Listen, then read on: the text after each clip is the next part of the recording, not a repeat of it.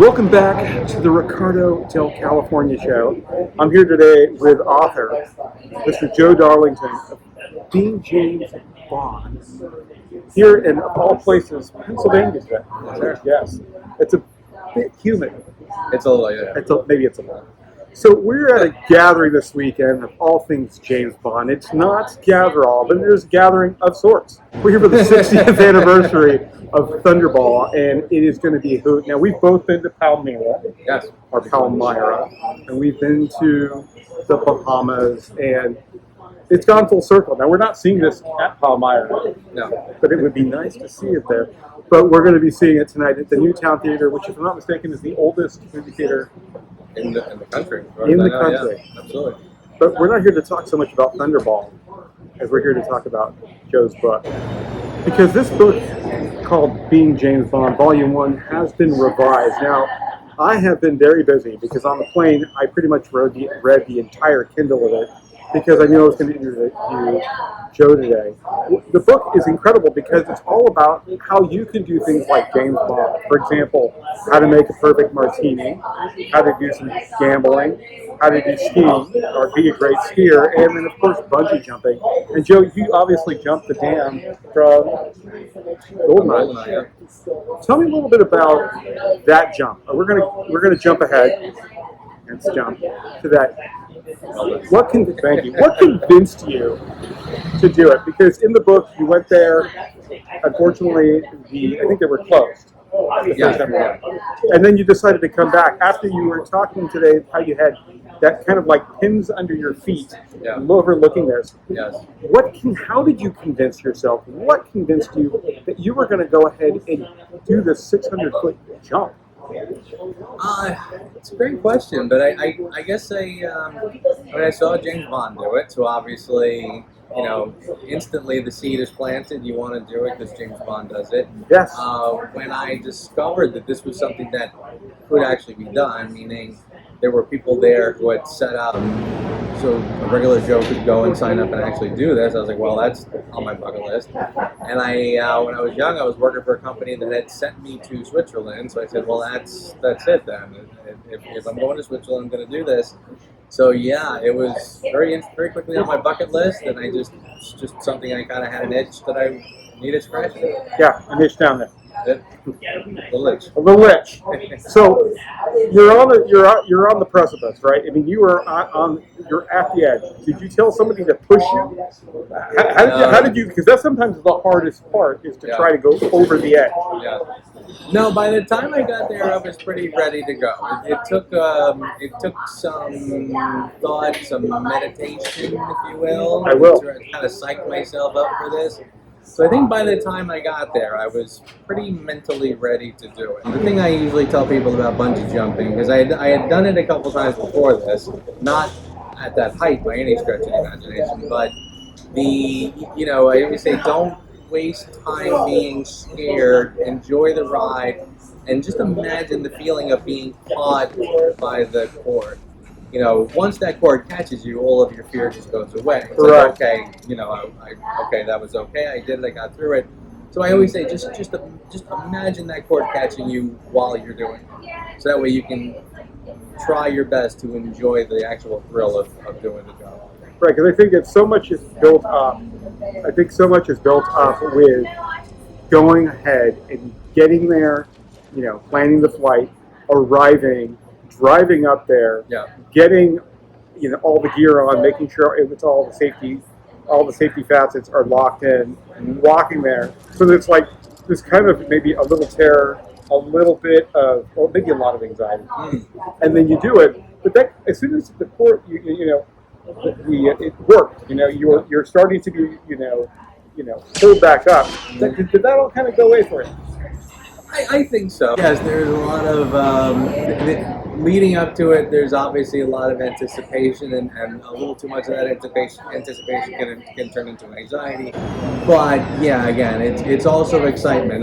One of my favorite stories is hearing about rock stars before they go out on stage. Someone will tell stories about my blood pressure was up, my heart was pounding, all this good stuff. I was absolutely terrified. But then another will tell a similar story where they say, my heart was pounding, I was excited, my blood pressure's up, and I loved it, you know, that kind of thing. So it really is how you choose to sort of channel that energy.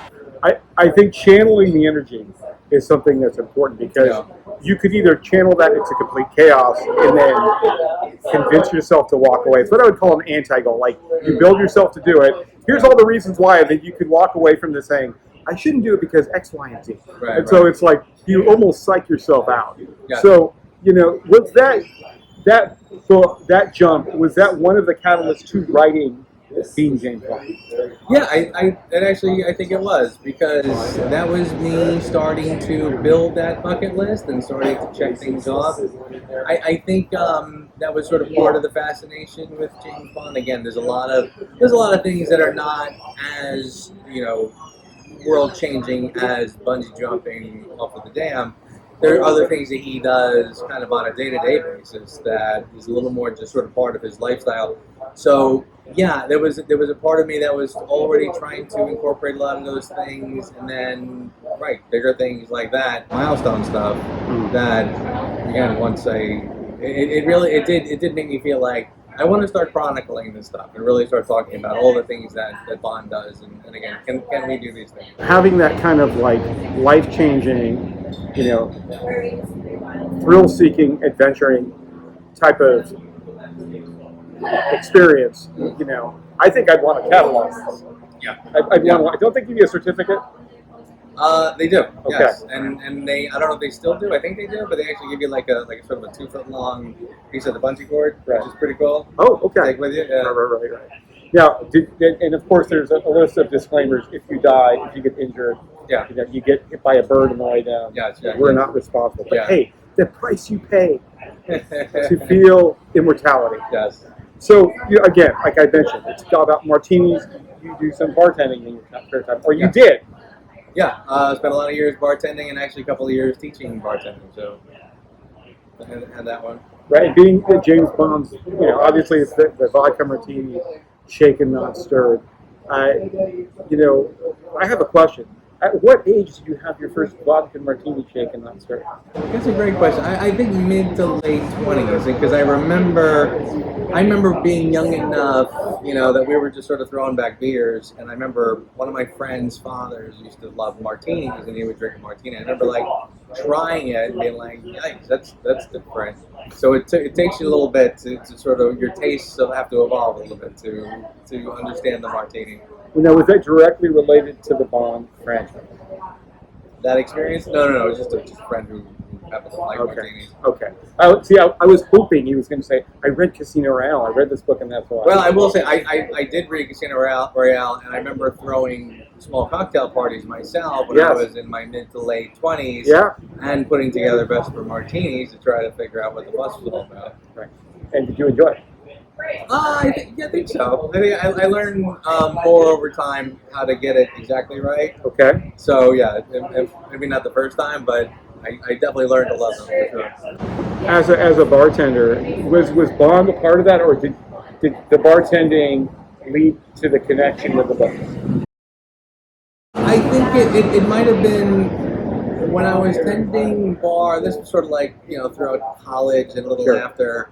But I think it was one of those things where when I did start thinking about putting the book together, I was like, you know, I do have this experience, so that would certainly help. So I think that was part of the decision making into going forward with it. So, but I think, you know, bartending for me was part of fascination with James Bond, and also just a way to pay the bills. That's understandable. So you talk about skiing. Yeah. Okay. Tell me about one of your best days skiing. I've had good days and bad days skiing. Best days are just when you're a little more experienced, a little more comfortable with it, and also kind of just a little more in shape. Because I remember, you know, the times when I felt like I was feeling good physically and working out fairly regularly, and made the experience much more fun, made the day longer. And just between that and just throwing on the earbuds and throwing on the James Bond music while I'm skiing, you know, all the great ski chase music. Absolutely. Really makes for a great day. To the immortal geniuses, John Barry. When you still ski from time to time? It's been a while. It's been a while. But having a soundtrack is king. So many people do that. Yeah. Do you feel a little George Lazenby-ish when you're going now? Oh, big time. Yeah. Jay, keep going! Liquor Curve is just like audio. Big time. Yeah. It's just, I mean, and it's fun because the music is kind of playing in your head anyway. So let's just make it official and do it. It's great. You're right. I would like to do that scuba diving, but unfortunately I can't put on Thunderball because, well, we don't have waterproof earbuds, but we should. So, this book, if you have not read it, and you should, it tells you how to prepare for flying, how to prepare to be a skier, what gloves to wear, how to stay dry, while you're skiing, for utensils needed for making all the drinks. And what I really liked about it, and you mentioned it earlier today when you were kind of sharing your thoughts about our expanded edition, is about not just getting store-bought items, but getting the actual fresh fruit or the garnishes. It really does make the flavor pop. I really like that so much. Thank you. Yeah, it was really good. We kind of talked about the inspiration for writing being James Bond. I want to talk a little bit about the process. As a writer, and now published pretty much a third time, right? What is the process that you took? Did you kind of come up with topics and kind of fill them up into paragraphs and chapters, or did you just get up and just kind of freely write? What was the process to put together this book? Yeah. Well, the very first part was going through all of the films and all of the books to find all of these abilities that James Bond demonstrates skill in. And it's quite an extensive list, obviously. So the second part of that would be to sort of break them down into different categories. Some of them are gambling, some of them are social sports, some of them are extreme sports, etc. And then once I did that, I started to pick the topics that I wanted to sort of check off one by one. So the first book would be, poker was my gambling, skiing was my social sport, bungee jumping was the extreme sport, etc. So kind of tried to put together a good balance of things to tackle in the first volume. And yeah, then at that point, my method of writing is really, I try to keep my writing conversational so that I feel like I'm just sitting down with someone trying to explain the best that I understand it, how to do these things, to talk about the kind of moments of clarity that I would have learning something and saying, okay, now I'm starting to understand it better, and then trying to verbalize that thing.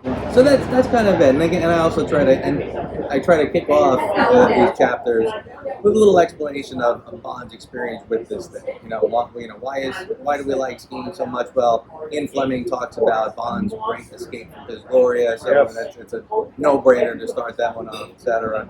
So that's kind of how it works. And I felt reading this book, I'm replying, it's a real page, it's a real phone swiper. Well, when I bought the book, so now I can have the page turning. I felt like you were talking to me. Like, I felt like it was a dialogue. I was sitting there, but I felt like I was at kind of a bar, maybe at your house, maybe we're at a school, maybe it was my house, and you're like, okay, here's the shaker. Oh, you got to get the fresh fruit. Okay, here's the kind of stir you need. So I felt it was very personalized. So it was like a teaching moment. So I want to talk a little bit about the support. So we talked about the inspiration, the process. Who are your supports during this process? Because there's some emotional support. Maybe is there a Gandalf? Was there an Obi-Wan that guided you through this? That's a great question. In some ways, it's a very solo, lonely process. Mm-hmm. It's a lot of writing you're kind of just by yourself putting this together. But the people that I can think of that I'll say this two ways. I remember, you're familiar with Paul Curiozzi and his James Bond lifestyle book, which I'm going back a lot of years at this point. No, I'm not familiar with it. He was a guy who put together a really terrific audio book. It was called How to Live the James Bond Lifestyle, and I always thought that was something else, because that was the first time I think I knew there was a guy who's kind of thinking about James Bond the same way I am. It's like not just watch the movie, turn it off, go back to regular life. No, we want to incorporate the way he lives into our daily life. So he was kind of a pioneer in that respect. But I said the other way I would answer this is I have an incredible support group these days. I mean, when I first did the first book and started out the podcast, it's a different kind of. It was a very lonely world out there, but today we have so many great people, so many great influencers. We have bond events all the time. So I really have a good group. You know, Yeah. we have a terrific group of people who get together all the time. So I know that the voices, the voices are out there, the people are listening, and it's a much different experience. You know, after years and years of talking to people who have read the book, listened to the podcast, I know that they're out there. So now I feel like I have people that I'm actually speaking to. Yeah. Which is a much nicer feeling. No, absolutely. The supports are great. And I want to talk a little bit about, fourthly, the publishing. Was it difficult to find a publisher? Was it self-published? It is self-published, yeah. As far as for all the binding, you found a company that did that all for you?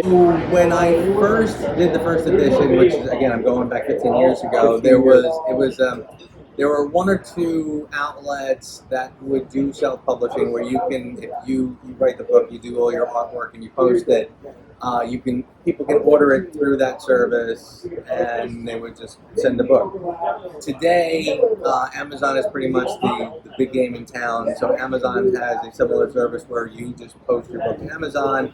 It's available on Amazon. People can buy it. That's kind of the routine these days. Okay, it's like it starts off slow and only like 300 sells. Do they just kind of print it per purchase? I believe so. Yeah. Okay.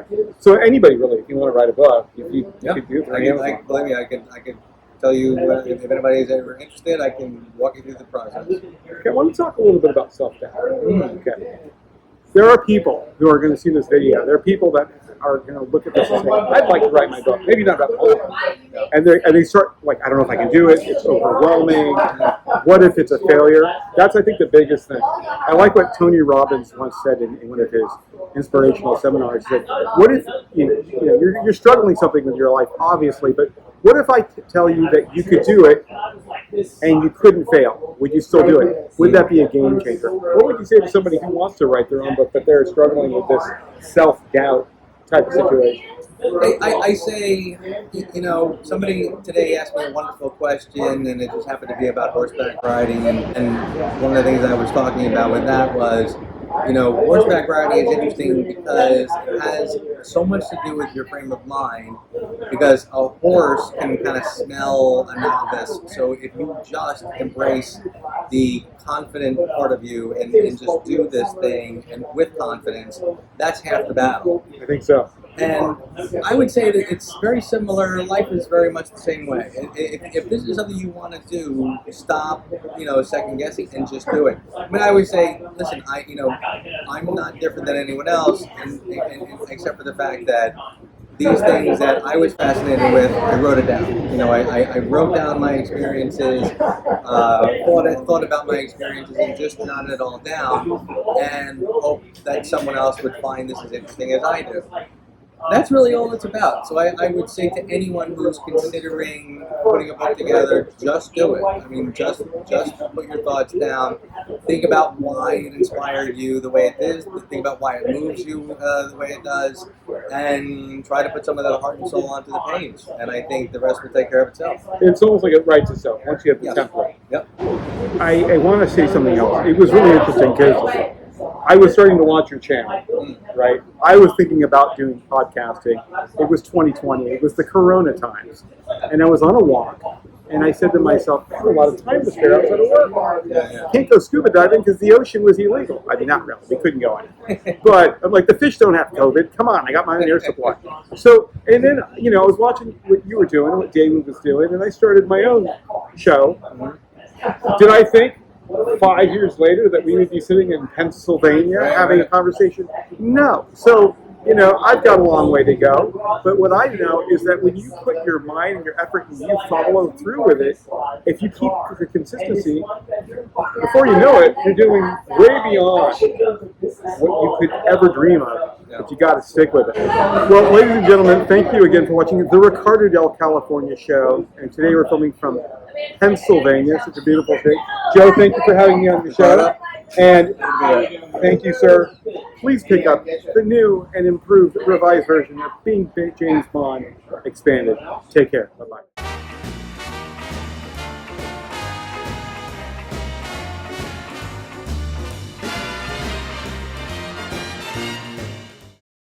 Thanks again for watching the Ricardo del California Show. If you like what you saw today, please subscribe, and I'll see you real soon.